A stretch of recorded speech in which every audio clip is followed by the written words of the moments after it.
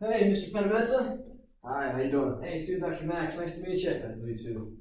So, what brings you in today? Well, I got a lot of pain just underneath my foot, and it's just been bothering me a lot. So like I just wanted to come by and just get your kind of see you and see what this really is. Yeah, well, tell me about the pain. How did it start?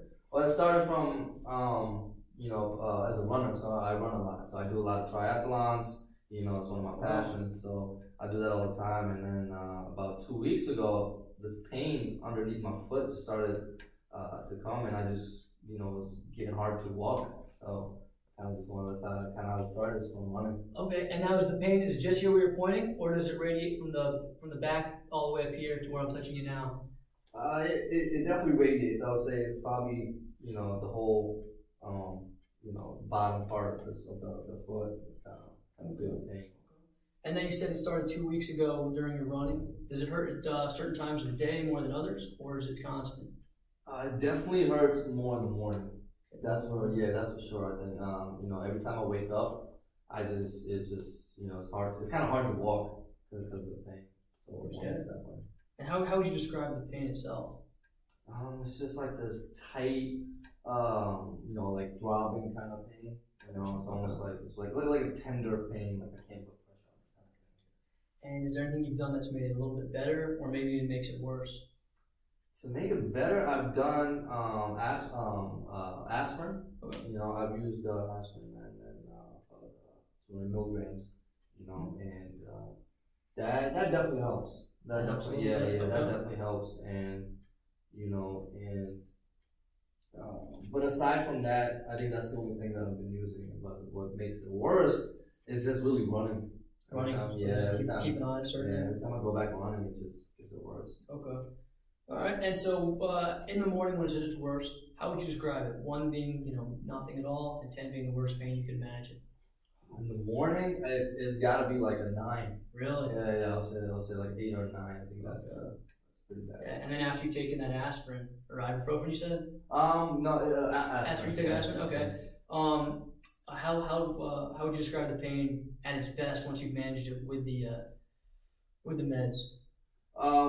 The pain with aspirin, I think it definitely brings it down. Brings it down? Yeah, it definitely brings it down to possibly like a 6 or a 5. 6 or 5. Okay, well, that's good. That's good. That's a good start.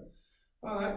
Now, if you don't mind, I'm gonna start asking you some questions about your past medical history. Sure. Have you been hospitalized at all? No hospitalization. So then no surgeries as well? No surgeries. Okay.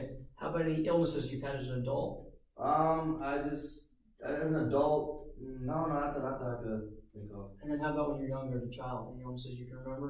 Illnesses, I think I had a really bad case of the flu one time. But I think that was more from just kind of traveling and stuff like that. So I think that might have got me. But other than that was probably the only thing. Gotcha, but that didn't bring you to the hospital. I think it was just something memorable. No, okay. Yeah. All right. And how about with your vaccinations? Are you up to date on everything? Yes, sir. You are? That's good to know. Good. Are you on any medications other than the aspirin you told me? I take, just sports athlete supplements. So I do take, whey protein. I do take, creatine. That's pretty good. Just your, like regular vitamins and to just keep the muscles going, kind of stuff.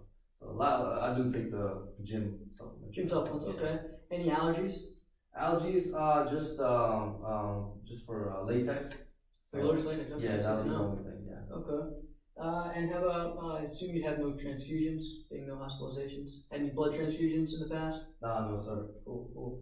And would you describe yourself as a happy, healthy guy, other than this foot issue we're dealing with today? Yeah. Aside from this, I'm definitely a happy guy. Gotcha. All right, and then if you don't mind, we transition into your social life. How would you say you sleep? Can you give me hours and generally how that goes for you every night? My hours is pretty decent. I sleep about 7 hours a night. Very good. Yeah, 7 hours a night. And are you a smoker? No, I'm not a smoker. That's good. Yeah, being a triathlon runner. Yeah, probably wouldn't help you out too much. Right and are you sexually active? Yes, sir. So, do you have a girlfriend, wife, or multiple partners? I do. I have a wife. You have a wife. Very good. Okay. And so how about for work? What do you do for a living? So I'm a coach. I'm a coach for cross country in high school. Yeah, you are. Yeah, You're quite the runner. that's something I love to do. So that's just one of my passions. So. Very cool. Cool. So then, obviously, you told me about your exercise. Can you give me a little bit of an estimate to how much you've been running? The past few weeks. Do you have a mile gauge? You keep good track of that? Yeah, definitely. Well, since this started about 2 weeks, I've definitely cut down.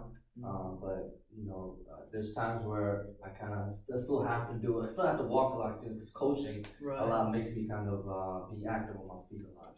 So that's the thing. But in terms of just running like triathlons, I try to do one every 2 weeks.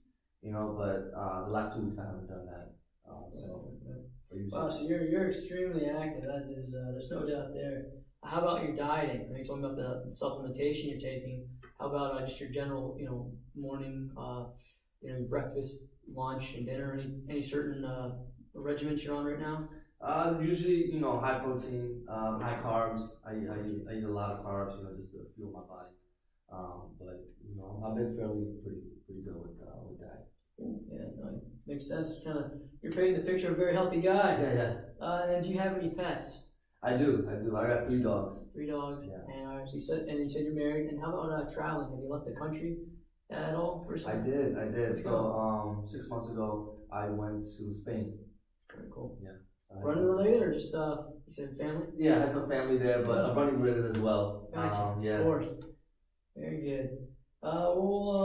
Family-wise, anything in your family history that I should know about? Any run to cancers, diabetes, hypertension? Anything I should know about? Not too much, except on my father's side, there's a history of rheumatoid arthritis. Yeah, that's about it. But nothing big. Nothing your mom, grandparents, uncles, aunts you can think of? No, they're pretty good. Pretty healthy. Yeah. Cool. Well, all right. If you don't mind, we're gonna start taking a look at this at your foot, and we're gonna start with the vascular exam. So if you don't mind, just kind of scoot up. And first thing we're going to do is we'll just check your pulses. Let's see here. Just report. And pulse on dorsalis pedis, about 2 out of 4, which that's normal, that's good. Got your left and your right. Posterior tib, again, we're feeling that's nice. And if you don't mind, I'm just going to reach. Yeah, you can scoot these up for me, that'd be great, because I'm going to have to look underneath too in a little bit. And then just check your, thank you, check your popliteals. Got your left and right. Yep, 2 out of 4 again for both of those. All right, and now we're gonna look down here at your skin. Turgor shows good signs of hydration. Skin bounces right back. We've got no signs of edema, which is good because you said you've been off your feet for a little while now. And hair growth is bilaterally uniform and goes all the way down to the toes. Temperature change, you do go from warm to cool, which is nothing remarkable there. And then if we look at your capillary refills,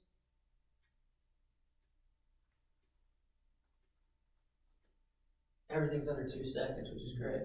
So now we're going to move on to the dermatological part of the exam, where I'm just going to look here at your feet. No signs of macerations between the toes and the interdigital spaces.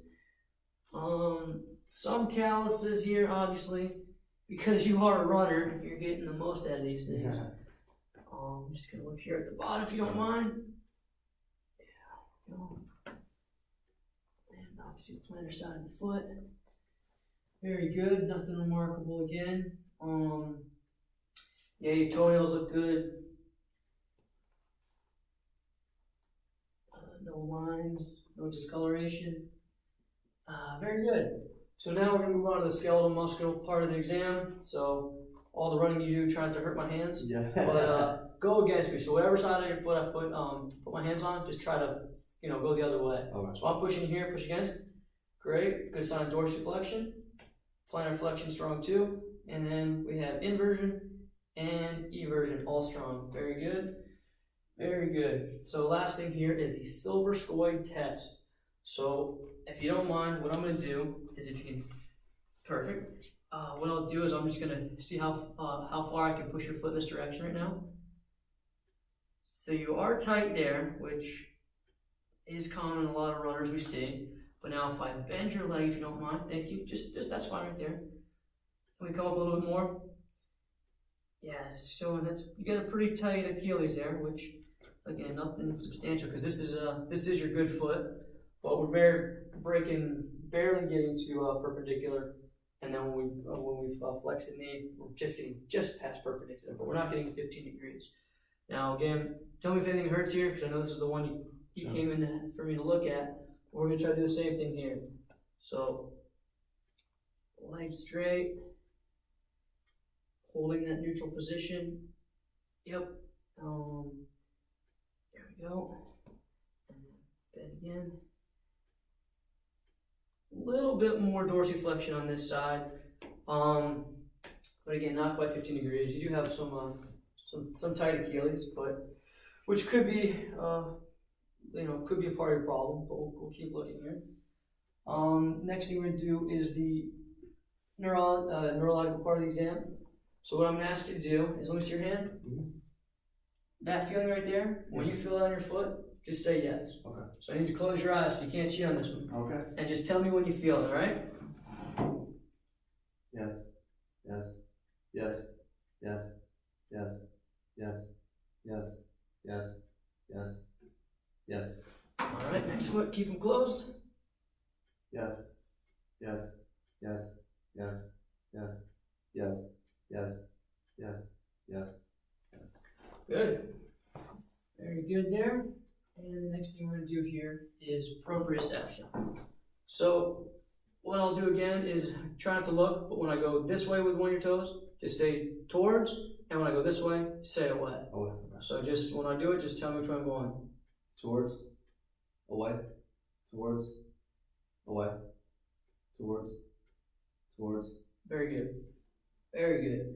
And now I'm going to check your busy. So just try not to move your foot here. So try to relax. There you go.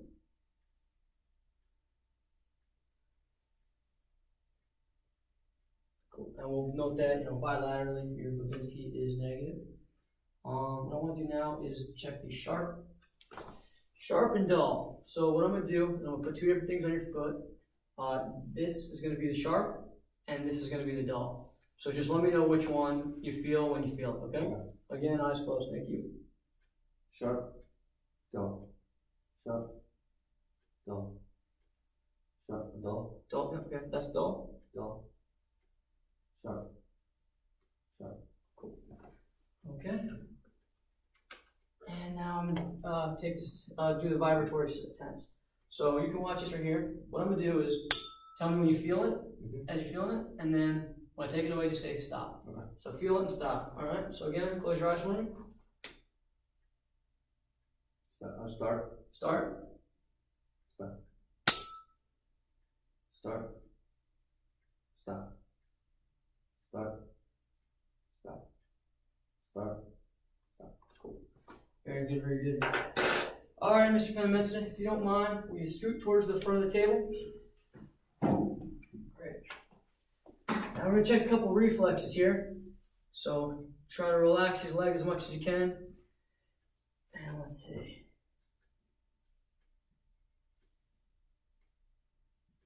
I've got one there.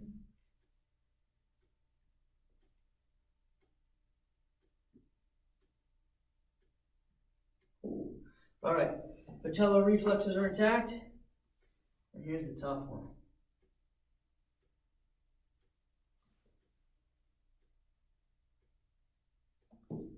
Try to relax for me, sir.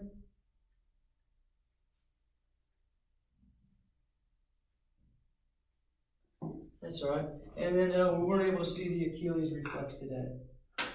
So, after this evaluation, what the primary suspect for us today, the primary diagnosis I'm going to come up with is plantar fasciitis of that left foot. So, because you told me that the ibuprofen was helping, bringing that 9 out of 10 pain, down to a 6 or 5, we're gonna, or excuse me, you said it was aspirin. What we're gonna do is we're gonna put you on a prescription level ibuprofen. Okay. I think that might work better for you. We're gonna up you to 400 milligrams twice a day, and so that should help a lot. That should bring that inflammation down, and it help a lot with the pain. So that's gonna be the first thing we do. Obviously, I'm gonna need you to stay off of it for a little while. Gotta rest it, gotta ice it. Obviously, no triathlons for a little bit. And then moving forward, if that doesn't get you to where you want to be, give me a call. We'll set up another appointment. And the next step will be a cortisone injection. Okay. If we inject it, I think that should help. And then moving forward, if need be, we can order some physical therapy and kind of attack it mechanically. Really get it stretched out. That's gonna be our best plan for now. Do you have any questions for me? So in terms of what about surgery? Is that something that we an option or? Right now, the thing we like to do is we like to go conservatively. We like to treat conservatively. So for the next, hopefully obviously the ibuprofen will help a lot, and working down the way, surgery could be an option in the future. But right now, I don't think it's something worth discussing. Okay. But it is a possibility. But right now, it's not something we're going to be looking at. All right. Awesome. Well, nothing else. Thanks so much for coming in. Hey, thank you. I appreciate it.